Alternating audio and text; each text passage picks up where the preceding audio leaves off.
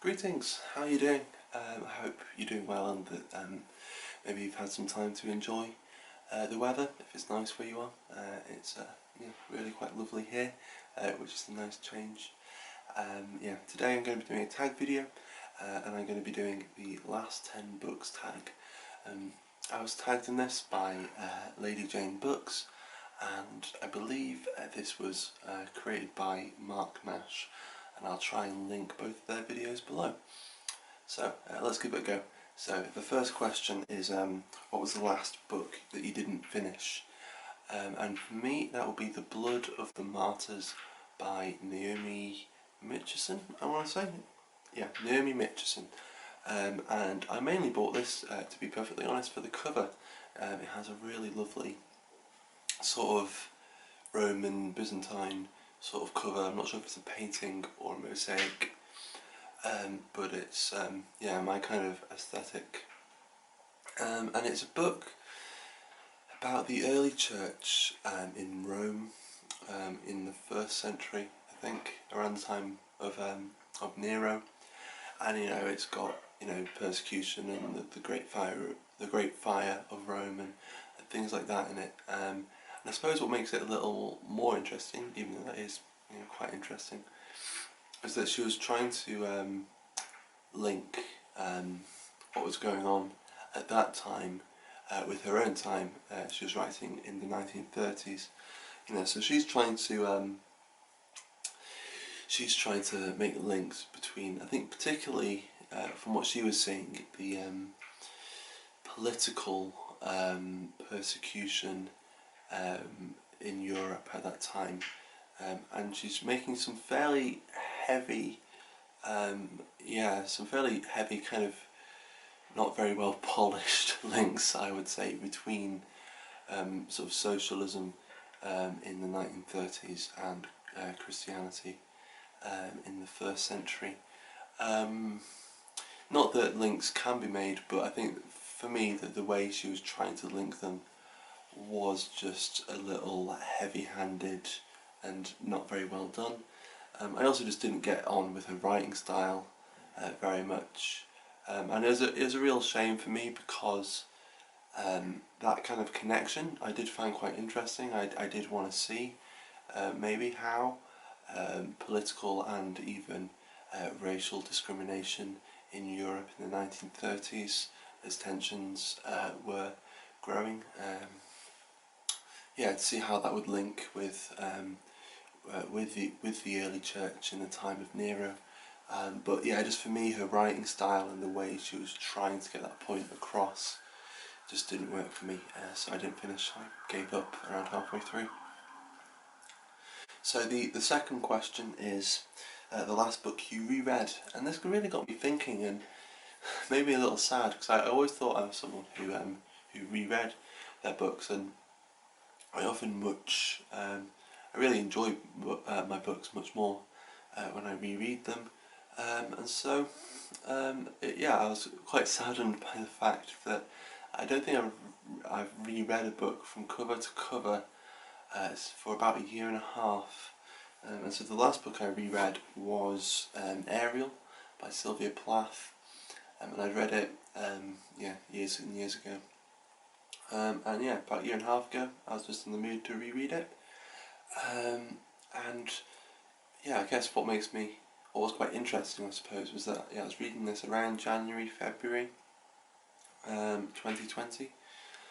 It was just before everything with COVID was hitting off here in the UK, and so in a way it feels just like yesterday that I was reading it, and yet at the same time it feels like a very long time ago, which I'm not sure. I think for a lot of people, sort of before Corona, it kind of has that kind of a million years ago, but also only yesterday kind of feeling, and that's what I was reading then, and it was the last book that I reread.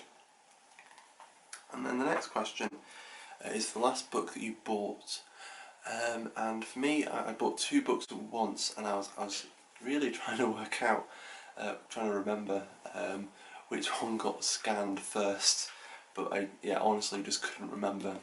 But I bought Zbigniew Herbert selected poems and Peter Carey's Oscar and Lucinda at the same second-hand shop a little over a week ago. Haven't read either yet. I think I'll be reading this some point this autumn. Jason over at All Blues Chapter and Verse is doing a read-along, so if you go over to his channel and look at his community tab, there's information about it, and I'm sure you can jump on if you're interested. Right, and then the next question is the last book you said you read but didn't.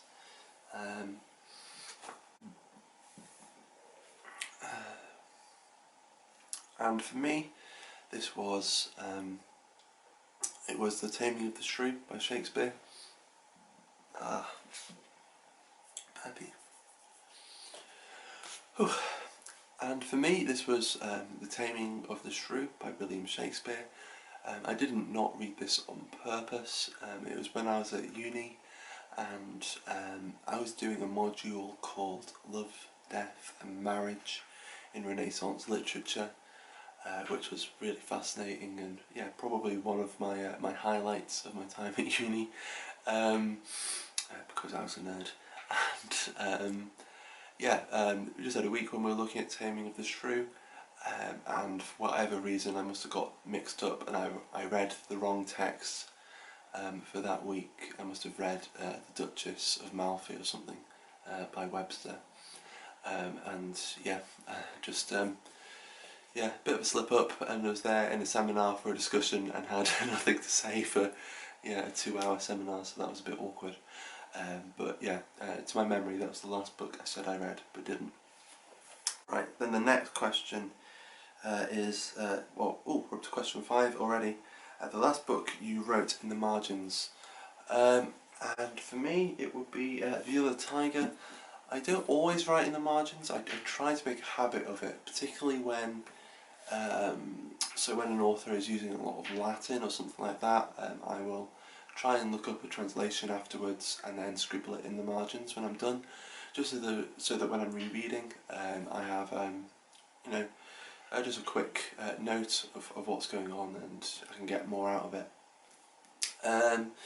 With this, I wasn't really writing in the margins. I was just putting little asterisks, little star at the top of each poem, just so I knew which one I enjoyed. And I tried to do that in poetry collections, just as a quick guide. So as I'm flicking through, if I'm just looking for specific poems that I can remember enjoying, I have a kind of visual aid to which ones I was looking for. So yeah, quite a lot of the poems have a little star in them, like that. Yeah, to the best of my memory, that was the last book that I wrote in the margins of. Then, the last book you had signed, and again, this was right before the pandemic hit in the UK, and it was at a poetry festival in Bristol, and this was the last sort of public event I suppose I went to before COVID and lockdown and everything. And it was Simon Armitage, so the poet laureate here in the UK, and he was doing a sort of reading and conversation evening in Bristol, yeah, he did a book signing at the end, and yeah, got a little autograph signature thing, so I'm quite pleased that I got that, because I'm a fan of his poetry. And then number 7, the last book you lost.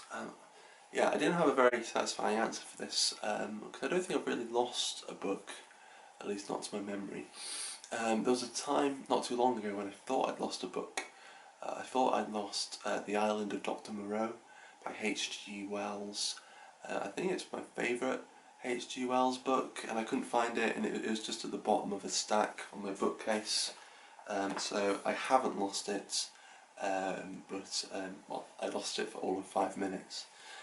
Yeah, The Island of Dr Morrow, and yeah, it's a pretty cool cover. I've totally destroyed it, and it's got like dirt on it on the back. I probably read it on the beach or took it with me on a walk and dropped it, I don't know. But yeah, I'm not too precious with my books. But yeah, I lost this for all of 5 minutes. And then the next question is number 8, the last book you had to replace.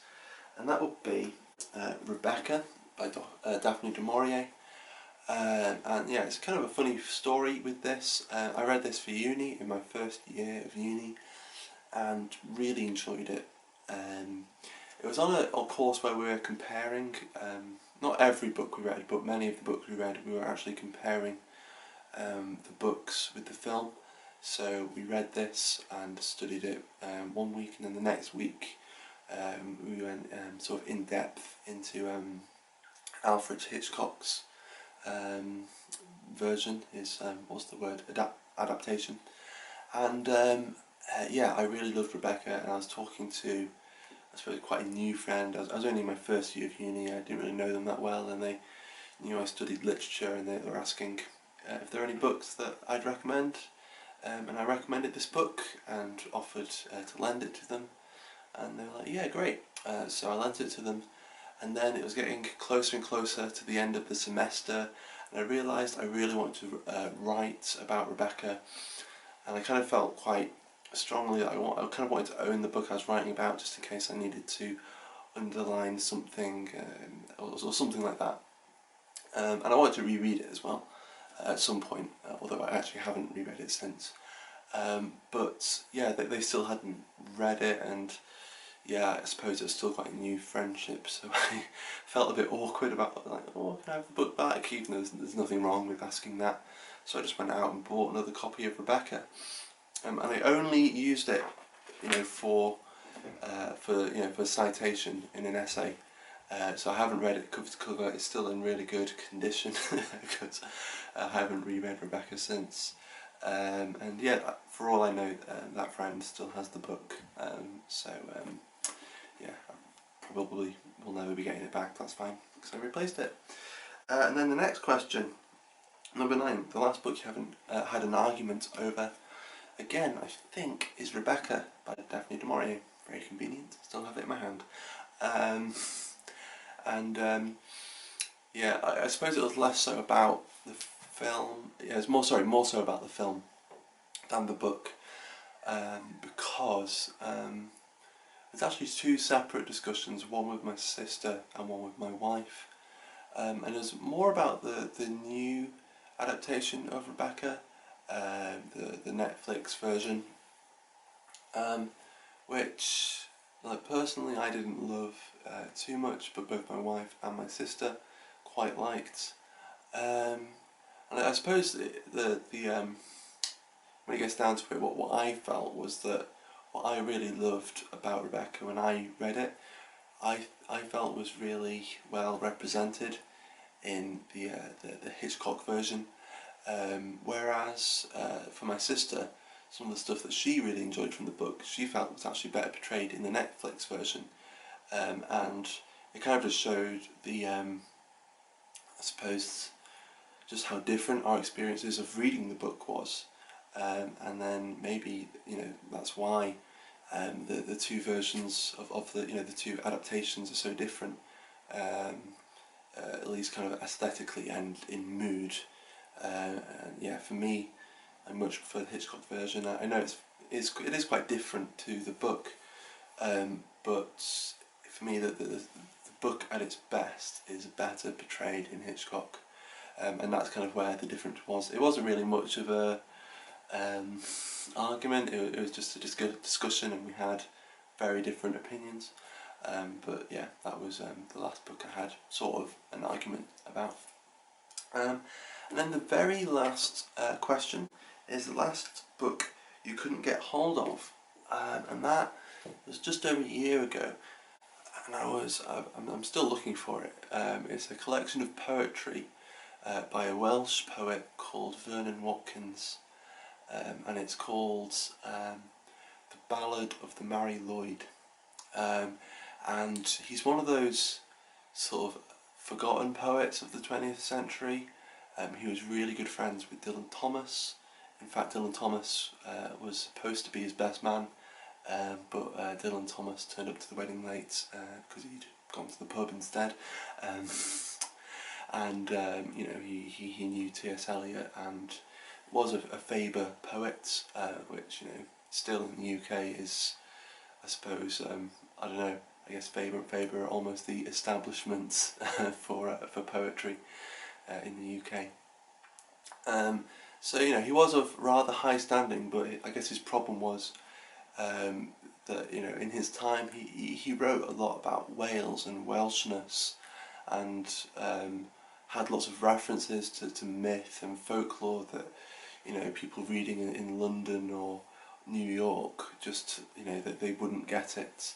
And a lot has changed since. I think a lot of people would, you know, put in the effort to, you know, to research it, and actually, you know, it seems like literature is celebrating culture that much more now, but at his time it just meant that he was forgotten because of that, which I think is a shame. And yeah, it's out of print, so you can only find rather expensive second-hand editions of this poetry collection, the Ballad of the Lloyd. And I found an edition online. I bought it, and then a couple of days later I got an email from the seller, and they said they'd been looking all around and couldn't find it. So they must have sold it on another platform, or you know, I don't know, or lost it or something. And so, you know, I just got a refund, and that was that. Which, yeah, it was a shame. I've got a like a PDF of the title poem, the Ballad of the Lloyd, which is really cool. It's a great long poem, but yeah, unfortunately, I'm not very good at reading sort of PDFs on my phone. I suppose if I had an actual like dedicated e-reader, I'd probably do better, but unfortunately I just forget it's there. So I'm still looking for an edition of the Ballad of the Lloyd by Venom Watkins, but unfortunately I haven't been able to track it down yet. And on that rather sad note, that's the end. So that was the last 10 books tag. And just before I finish, I should probably tag someone. So I'm going to tag Sandy at Miss Reads a Lot, and Freddie at Sluggish Reader. They both have really great channels. If you haven't found your way to their channels yet, I would yeah, heartily recommend their channels, and they're well worth your time. So go check them out, and yeah, Sandy and Freddie, if you're up for it, yeah, it'd be great to see you doing the last 10 books tag. I don't believe either of you have done it yet, so apologies if you have, or if you've already been tagged. But yeah, for now, that's all. I hope your week goes well. I hope you manage to enjoy the weather, if it's nice where you are. And yeah, that's all for now. Alright, bye bye.